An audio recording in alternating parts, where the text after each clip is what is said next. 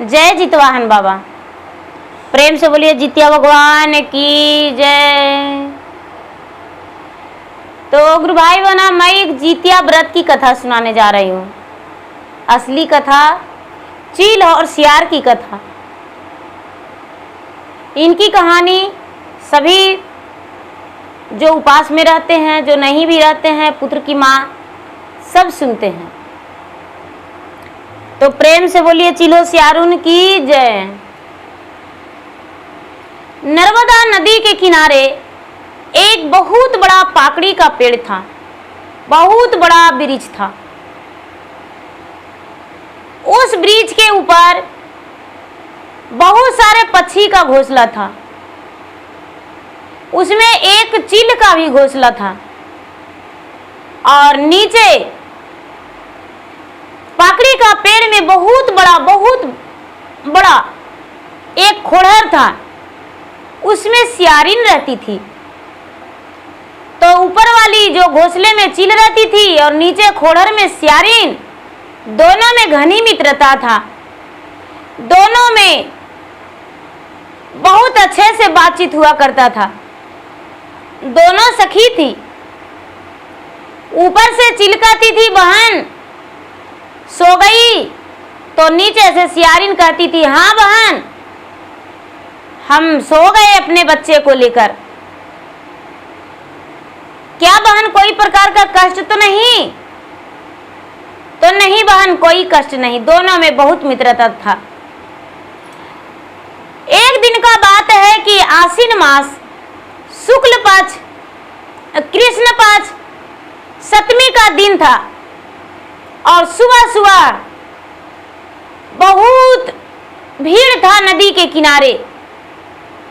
शुक्ल पक्ष सप्तमी के दिन आश्विन मास, कृष्ण पक्ष सप्तमी के दिन आश्विन मास, बहुत भीड़ था। तो कहती है चिलो कि अरे बहन देखो, नदी के पास कितना भीड़ लगा हुआ है। क्या आज है जो इतना महिलाएं, पुरुष एक भी नहीं है, लेकिन सारी महिलाएं सब नदी के किनारे स्नान कर रहे हैं। सियारिन कहती है कि हाँ बहन, बहुत सारे हैं। चिलो कहती है कि बहन जाकर देख लाओ। सियारिन कहती है कि नहीं बहन, हम नहीं जा सकते हैं। हमें तो लोग ईंट से और पत्थर से मार मार के हलवे बना देंगे, मेरा टांगे तोड़ देंगे, मेरा पीठ तोड़ देंगे और मैं भगवान के नाम लेकर इस दुनिया से चला जाऊंगी। बहन हम नहीं जा सकते हैं। चिलो बोली, तो ठीक है बहन, हम जाते हैं। चिलो रानी नदी के पास जाकर महिलाएं से पूछी कि बहन, कौन ऐसा व्रत है जो तुम कर रही हो और इसका इतना भीड़ है? वहां के महिलाएं बोली कि अरे चिलो रानी, तुम नहीं जानती हो, आज का दिन आश्विन मास कृष्ण पक्ष सप्तमी के दिन हम लोग प्रेम पूर्वक नित्य नियम से स्नान करते हैं और गंगा स्नान करके और अष्टमी के दिन पूरे निराहार नीरा जल रहकर जितिया व्रत करते हैं और जितिया व्रत करके नवमी के दिन अपने संतान के लंबी आयु के लिए हम पूरा रखते हैं। नवमी के दिन व्रत तोड़ते हैं। जब नवमी नक्षत्र चलता है तभी हम व्रत तोड़ते हैं। नवमी दिन चढ़ता है तभी। ये बात सुनकर चिलो रानी बोली कि चलो बहन, बहुत अच्छा है, हम भी अपने संतान के लंबे आयु के लिए इस व्रत को अवश्य रखेंगे। कुछ महिलाएं हंस पड़े और कहने लगी कि वाह, आजकल पक्षी रानी भी व्रत करेगी। तो उसमें कई महिलाएं कहते हैं कि हाँ बहन, क्यों नहीं, संतान तो सबका होता है और संतान उतना ही प्यारा है जैसे हम लोग का है, उसी तरह आप लोग का प्यारा है, एक चींटी का भी प्यारा संतान से उतना ही है। हाँ बहन, व्रत रखना। चिलो रानी जो थी आई उस ब्रिज के नीचे और सियारिन से मिली। सियारिन कहती है कि बहन, नदी के किनारे गई तो उन लोगों ने क्या बतलाया? चिलो रानी बोली, बहन उन लोगों ने बोला कि हम तो जीवित पुत्री का व्रत कर रहे हैं और पूरे दिन निराहार निराजल कल का दिन रहेंगे, अष्टमी का दिन और नवमी का दिन व्रत तोड़ेंगे।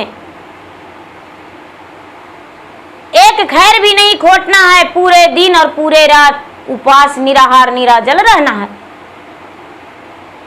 सियारिन कहती है कि बहन इस व्रत को हम भी रखेंगे।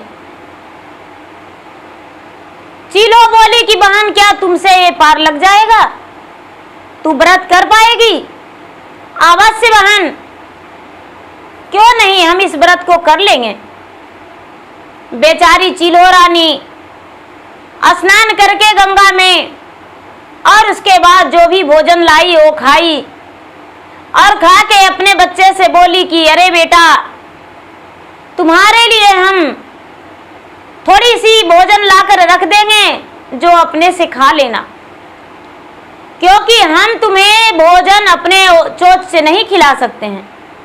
यदि चोंच में दाना ले लेंगे तो मेरा व्रत टूट जाएगा, इसीलिए हम व्रत को खंडित नहीं करना चाहते हैं, हम व्रत को सच्चे नित नियम से करना चाहते हैं। ये बात सुनकर सियारिन बोली कि हाँ बहन, ये तो सच्ची बात है। अब दूसरा दिन, अष्टमी का दिन, चिलो भी उपास रही और सियारिन भी उपास रही। उपास रहने के बाद पूरा दिन बीत गया। बेचारी चिलो जो थी, चिलो अपने घोंसले में बैठी रही और जो सियारिन थी, सियारिन भी अपना स्थान पे बैठी रही। शाम हो गया, जाके प्रेम पूर्वक चिलो रानी स्नान की और सियारिन भी जाके स्नान की। दोनों अपने अपने जगह पर आ गए। रात्रि शाम का समय में स्नान करने के बाद सियारिन सोचती है कि थोड़ा घूम लाते हैं नदी के ओर। सियारिन चली गई घूमने के लिए तो देखती है कि उस गांव का एक साहब जी का बेटा बेचारा अचानक उनका मृत्यु हो गया था और उनका सबको लाकर और लोग जलाए थे और पूरा जोरों का बारिश हो गया था। बारिश होने के कारण उनका सब जल नहीं सका था, पूरा आधा जला था और आधा बाकी था। गंगा के घाट पे, नदी के अरार पे उस सब लगा हुआ था।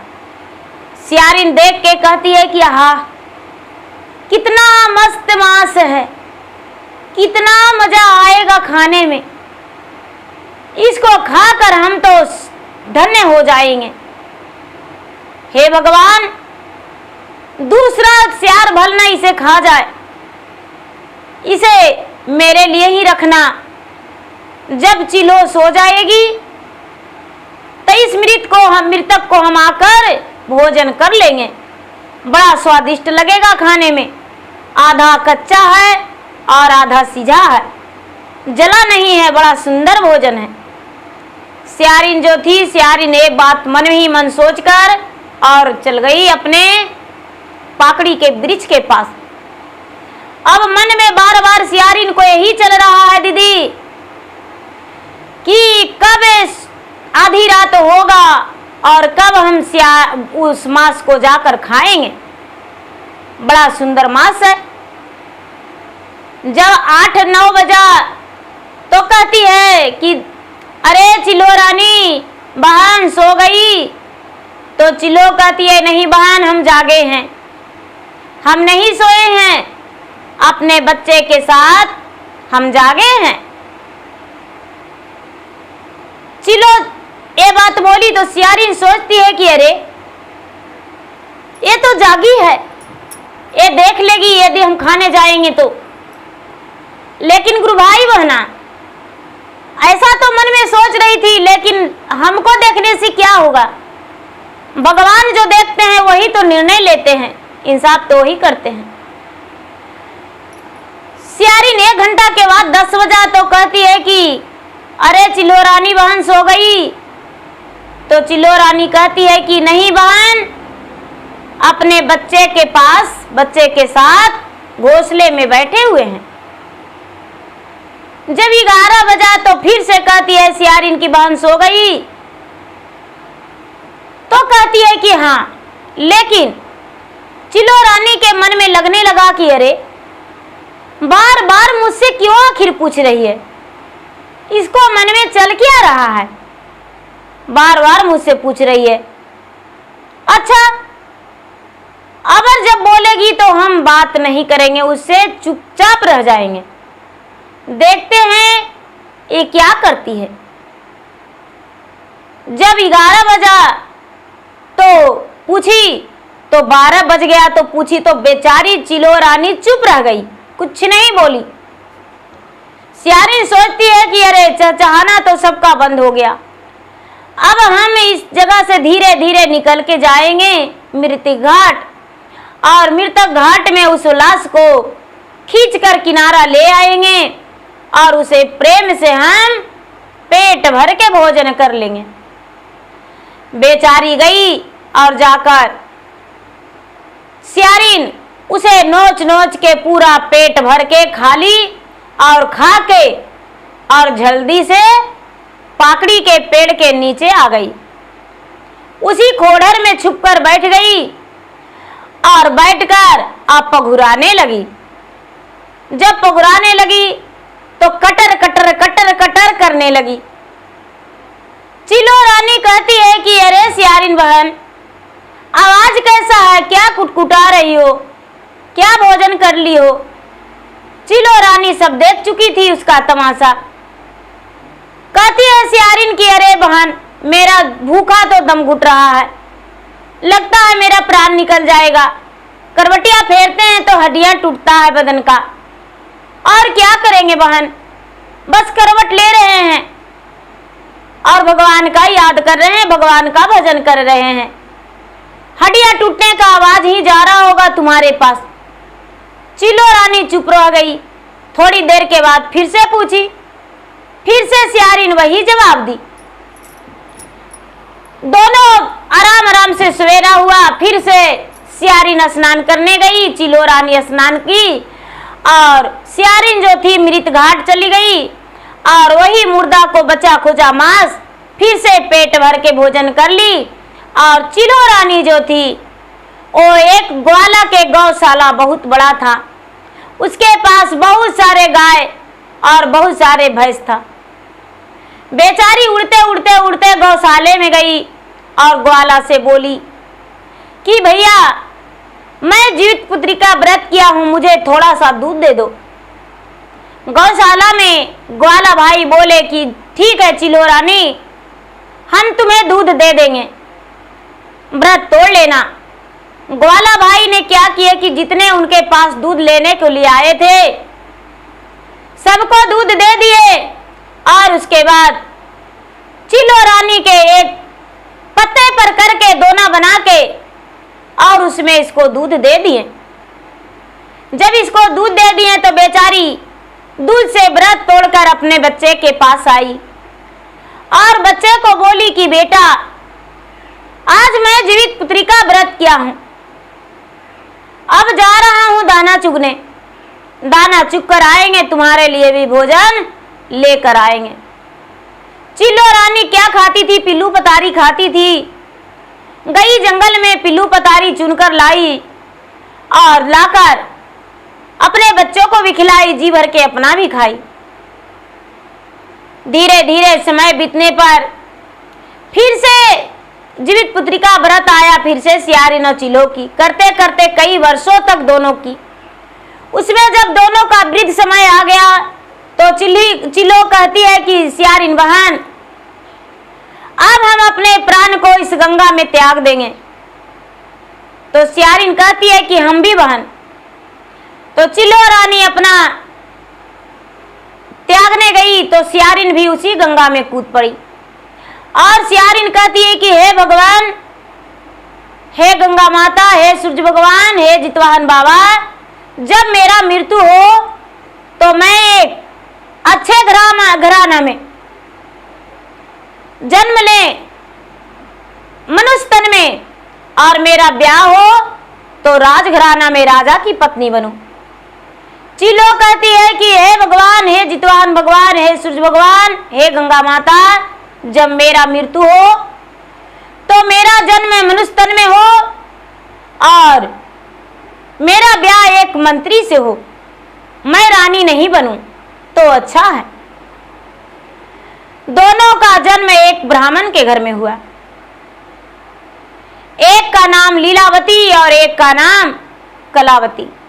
सियारिन जो थी वो लीलावती और चिलो जो थी कलावती बन गई। ब्राह्मण के घर में दोनों पलने बढ़ने लगी। कलावती पूजा पाठ में बड़े मन लगाती थी, पूजा पाठ किया करती थी, और लीलावती कोई व्रत, कोई पूजा पाठ नहीं करती थी। धीरे धीरे समय बीतने पर दोनों बहन बड़ी हो गई और उस ब्राह्मण ने वर ढूंढने के लिए निकल गए। चारों ओर वर ढूंढे लेकिन उसका लायक वर नहीं मिल रहा था। तभी उस राज दरबार में गए और राज दरबार में अपने लीलावती और कलावती के प्रस्ताव रखे। पहले तो लीलावती के बारे में प्रस्ताव रखे तो राजा का बेटा जो थे वो तैयार हो गए। राजा की ठीक है, मेरा एक बेटा है और मेरा बेटा से ब्याह अपने पुत्री को कर दीजिए। जब उनका ब्याह पक्की हो गया तो कहते हैं कि मेरा एक पुत्री और भी है। मंत्री कहते हैं कि मेरा भी पुत्र है, क्या मेरा पुत्र से आप ब्याह करेंगे? तो कलावती का भी रिश्ता तय हो गया।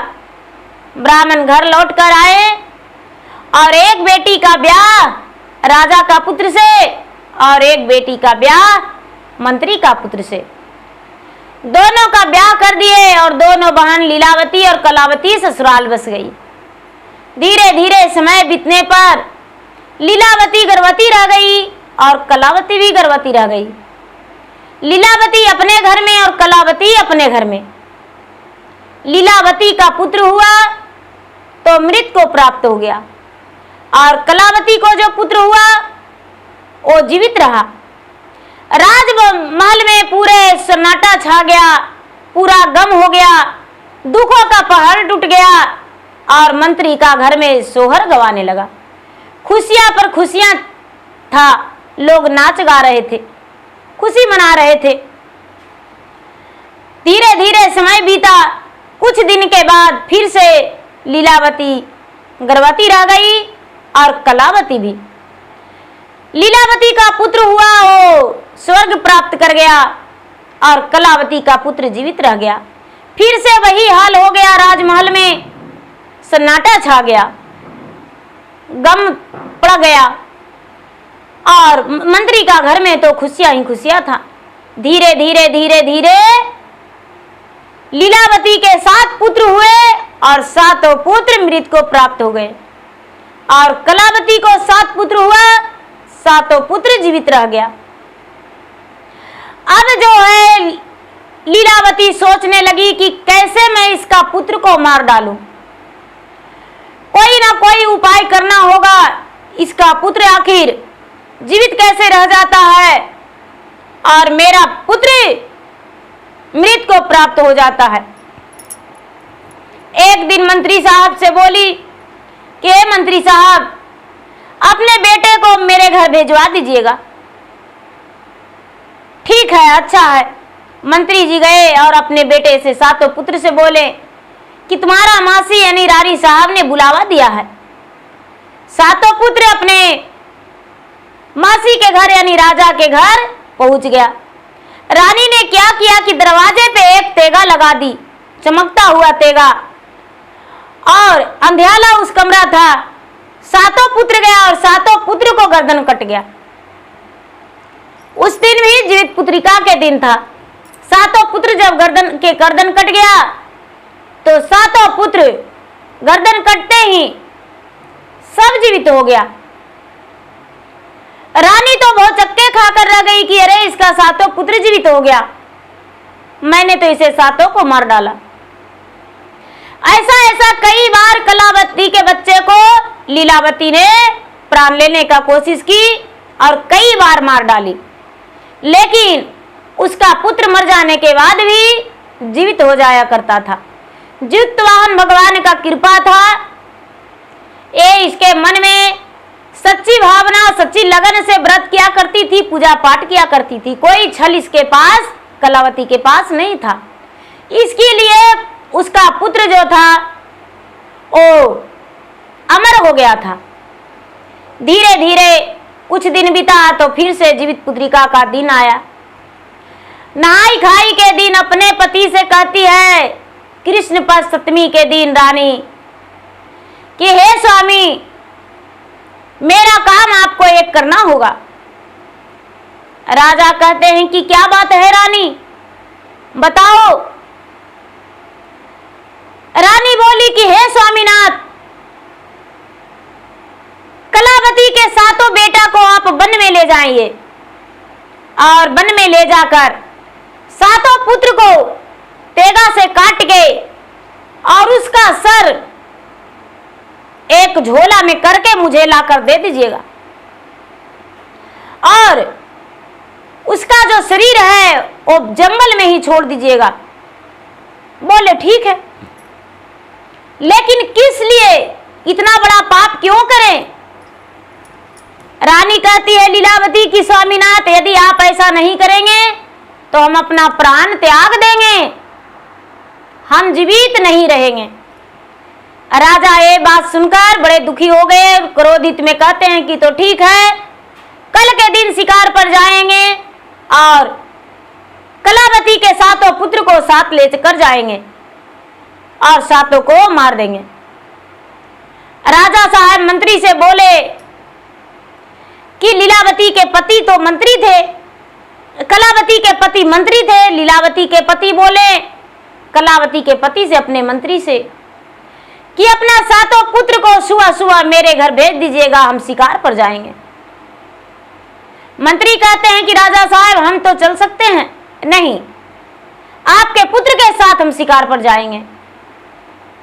राजा साहब मंत्री के सातों पुत्र को साथ में ले लिए, घोड़े सवार करके और शिकार पर चले गए। जब घना घोर जंगल में पहुंच गए, पहुंच जाने के बाद एक वृक्ष के छांव में राजा समेत सातों पुत्र वहां पर बैठ गए और बैठ जाने के बाद राजा साहब उसे बात में बहलाकर सातों को सुला दिए और एक एक करके सातों को काट दिए और काट के एक पत्ते से उसका सबको झक दिया, शरीर को झाँक दिए और उसका जो मुड़ी था वो झोला में करके राजा साहब अपने घोड़े पर सवार होकर और रानी को लाकर दे दिए।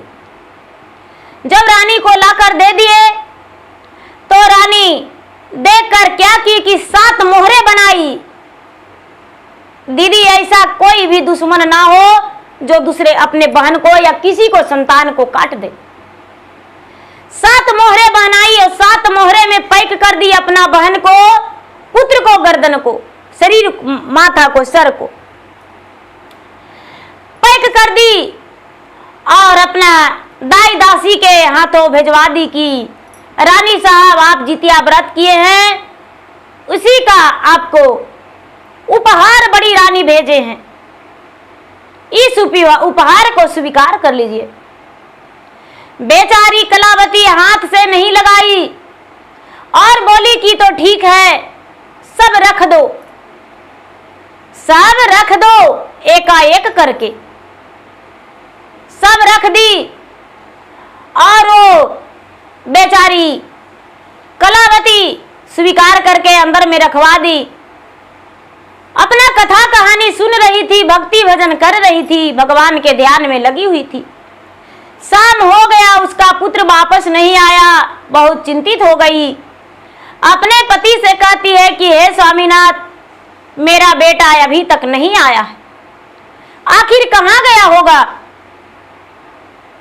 उसका पति कहते हैं कि वो तो राजा साहब के साथ गया था, राजा साहब तो आ गए हैं। कहाँ गया होगा? कहीं खेल कूद में लगा होगा। और कहाँ जाएगा? खेल कूद में ही होगा। हाँ, खेल कूद में ही होगा, ऐसा करके और मंत्री निश्चित हो गए।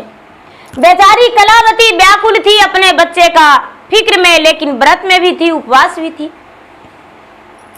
धीरे धीरे रात्रि हो गया, बेटा नहीं आया। अब बेचारी व्याकुल थी कि मेरा बेटा कहाँ गया। जितवान भगवान जो थे सोए हुए थे निश्चित गहरे नींद में, और शंकर भगवान और सूर्य भगवान, ब्रह्मा जी, विष्णु जी जितवान भगवान के पास जाते हैं और कहते हैं कि जितवाहन इतना गहरे नींद में क्यों सोए हुए हो? आंखें खोलो और देखो दृश्य में कि क्या हो रहा है। पृथ्वी पे तुम्हारे भक्त पे बहुत बड़ा मुसीबत का पहाड़ टूट गया है। आंखें खोलो और देखो, उसे तुम्हें बचाना होगा, इसी वक्त जीवित करना होगा। जितवान भगवान जब देखते हैं तो देखते हैं कि अरे मेरा सच्चे भक्त कलावती का पुत्र को फिर से रानी ने मरवा दिया है, और सातों पुत्र को मूड़ी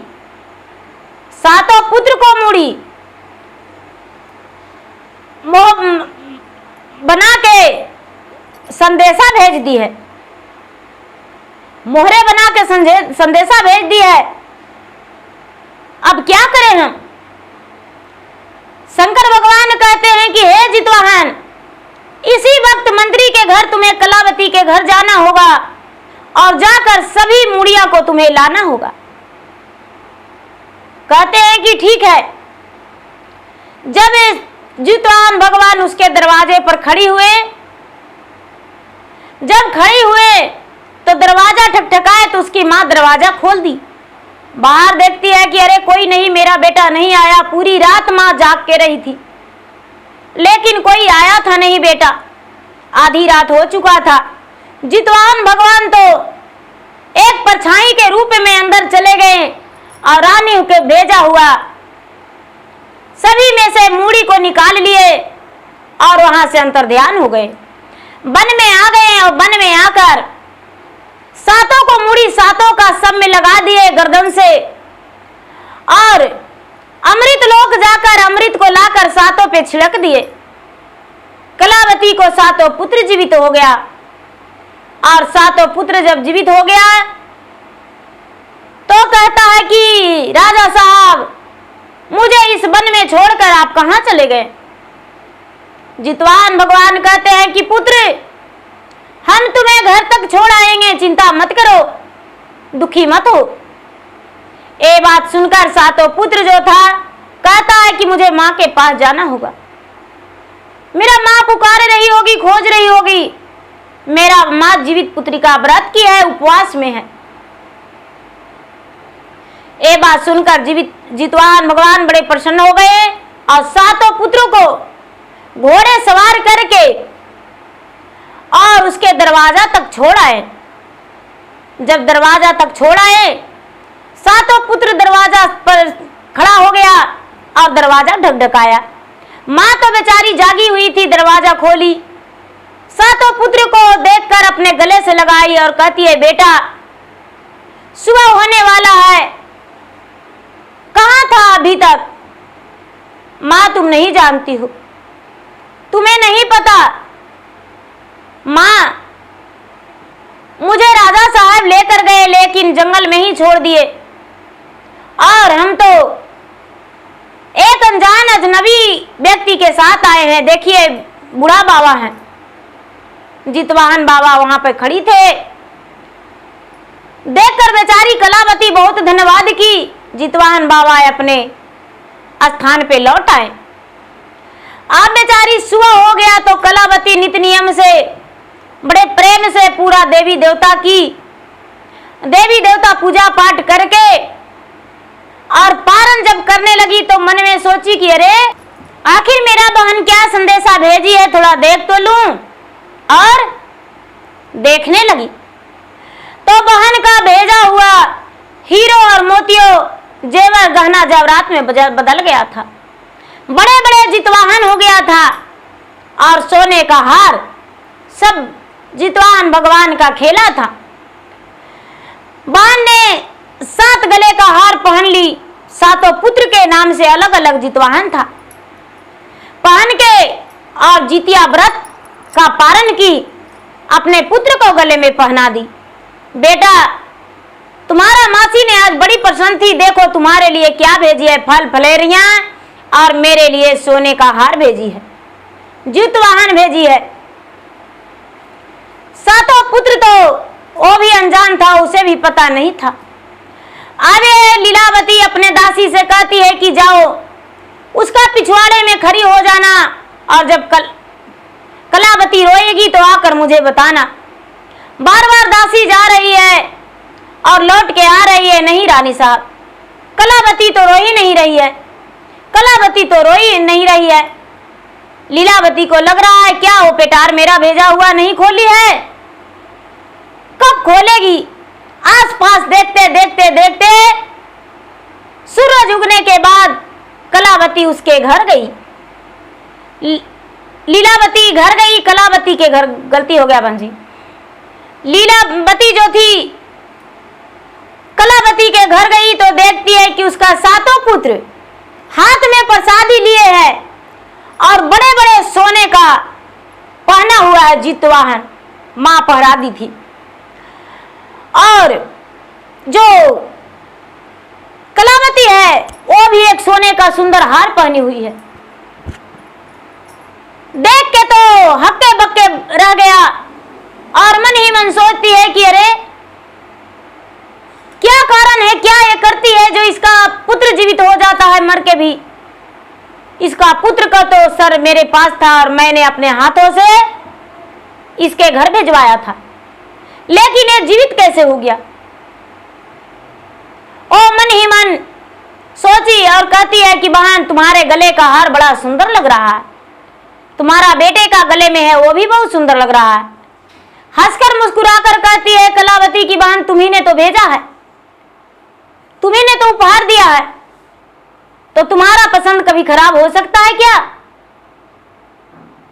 लीलावती उदास मन से वहां से घर आ गई और आकर अपने मंत्री से बोली कि अपना पत्नी को, मेरा बहन को, कलावती को मेरे घर भेज दीजिए, हम डोली कहार भेज देते हैं। कलावती बोली कि हम डोली कहार से नहीं जाएंगे, हम तो गरीब घराने से हैं, हम डोली कहार से कैसे जा सकते हैं। लेकिन गांव का पश्चिम एक पीपल का वृक्ष है, उसी वृक्ष के पास वो आएगी, वहीं पर हम उससे मिल लेंगे। लीलावती और कलावती दोनों गांव के पश्चिम वृक्ष के पास, पीपल के वृक्ष के पास बैठ गई।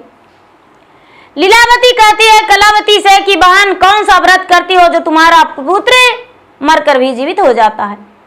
मैंने तुम्हारा पुत्र को कई बार मार डाला, गर्दन काट लिया, लेकिन फिर भी तुम्हारा पुत्र जीवित हो जाता है। और मेरा पुत्र जब जन्म लेता है तो स्वर्ग को प्राप्ति हो जाता है, मर जाता है। ये बात कहने के बाद लीलावती को कहती है, कलावती विस्तार रूप से समझाती है कि बहन सुनो मेरी बात, याद करो बीते हुए कल के बारे में, पिछला जन्म के बारे में। लीलावती कहती है बहन मुझे कोई याद नहीं। कहती है बहन मेरे साथ चलो, हम तुम्हें याद करवाते हैं। नर्मदा नदी के किनारे दोनों बहन चली गई और कहती है कि बहन क्या ये पकड़ी को पेड़ को जानती हो। नहीं बहन, याद करो बहन, हाथ जोड़ के और आंख मुनवा के कहती है भगवान का ध्यान करो, तुम्हें सब कुछ याद आ जाएगा। हाथ जोड़ के और विनती की, भगवान के ध्यान की, लीलावती को सारी बातें याद आ गया। कहती है कि हाँ बहन याद आ गया। तो कलावती समझाती है कि बहन पिछले जन्म में हम चिल थे और तू सियारिन थी, तूने भी व्रत रखी थी, हम भी व्रत रखे थे, लेकिन आधी रात में बहन तू एक साहूकार का बेटा का मृत्यु हुआ था और उसका लाशें जाके खा ली थी, और मैंने पूरा दिन निराहार निराजल रहे थे और कई वर्ष व्रत किए, लेकिन तूने एक बार भी नियम धर्म से व्रत नहीं की, और मैंने नित नियम से अपने बच्चे के लंबे आयु के लिए व्रत रखा था, और व्रत जितवान भगवान के कृपा से मेरा पुत्र जीवित रह जाता है, तुम्हारा पुत्र मर जाता है। बहन और कोई बात नहीं, बस जितवान भगवान की कृपा है। लीलावती कहती है कि बहन मुझे सब कुछ याद आ गया, लेकिन अब मैं क्या करूं मुझे बताओ। कलावती कहती है कि बहन याद तो मुझे भी है, लेकिन तुम नित नियम से प्रेम पूर्वक व्रत रखो और व्रत रख के भगवान से क्षमा मांगो, तुम्हारा पुत्र जीवित रहेगा। कहते हैं कि ठीक है। जब पूरे 1 साल इंतजार की, धीरे धीरे धीरे धीरे समय बीतने पर आश्विन मास कृष्ण पक्ष सप्तमी के दिन आ गया। कलावती लीलावती के घर गई और कहती है कि बहन आज कुछ याद है। लीलावती कहती है नहीं बहन, आज जीवित पुत्री का व्रत के नहाई खाई है, नित नियम से रसोई घर में शुद्ध बनवाओ और गंगा स्नान करके गंगा के घाट का पूजन करो, जितवान भगवान का याद करो और लोटे जल लेकर भगवान को अर्घ दो, तुम्हारा पुत्र जीवित रहेगा यदि सच्चे मन से भगवान के व्रत करेगी तो। जीवित पुत्री का व्रत रखो नित नियम से। लीलावती भी व्रत रखी और व्रत रखने के बाद वो भगवान से कामना की, जल में खड़ी होकर कहती है कि हे भगवान मुझे भी पुत्र प्राप्ति और गोद में लेने का सौभाग्य दीजिए, मैंने जो किया उस पर पछतावा है, लेकिन अब से ऐसा भूल नहीं करेंगे, दूसरे को संतान को देखकर हम गोद उठाएंगे, जलस नहीं होवेंगे। मैंने बहुत बड़े बड़े पाप किया हूं, लेकिन भगवान उस पाप को मुझे क्षमा कर दीजिए और मुझे भी मां बनने का अवसर दीजिए, गोद में खिलाने का। मां तो मैं बनती हूं, लेकिन अपने बच्चे का गोद में नहीं ले पाती हूं।